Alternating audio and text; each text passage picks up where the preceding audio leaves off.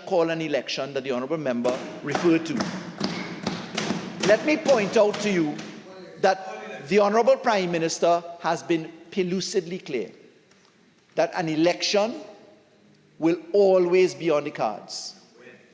In treating with why there is a need for a Validation Act, as we do now, let me point out it is tied to the need to implement reform.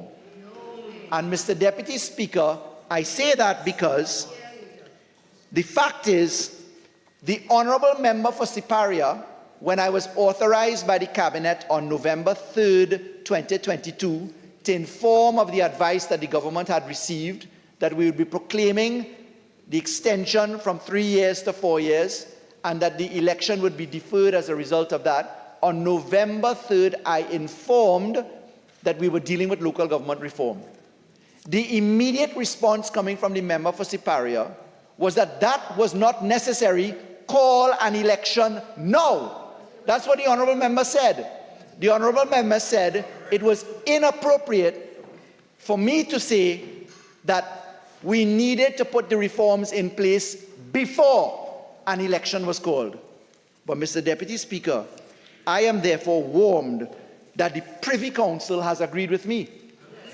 Because, Mr. Deputy Speaker, the judgment of the Privy Council says plainly in its majority and minority judgments that it is essential, at paragraph 11 of the Privy Council judgment, this is Ravi Balgobin Maraj, etc., versus the Attorney General. It's the judgment of the Privy Council, 2023, UK PC 17.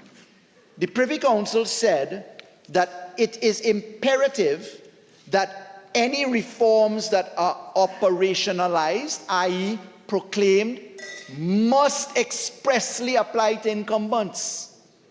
And therefore, Mr. Deputy Speaker, if you took the advice of the member for Siparia in November 2022 to say you could call an election now and put on the reforms after, let me tell you what the devious trick in that statement is, because the honourable member was saying that the member was searching for whether it was an innocent act or a devious act. But let me explain what is devious about saying put on the amendments after an election.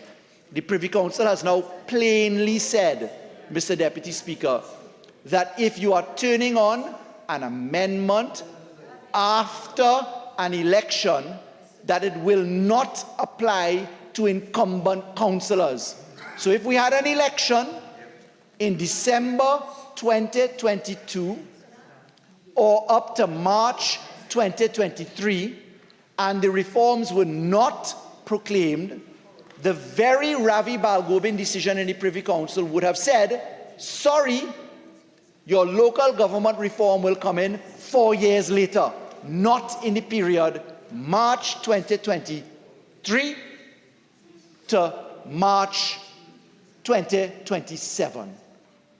And you know why that is the case, Mr. Deputy Speaker? It's because the honourable members opposite do not want local government reform.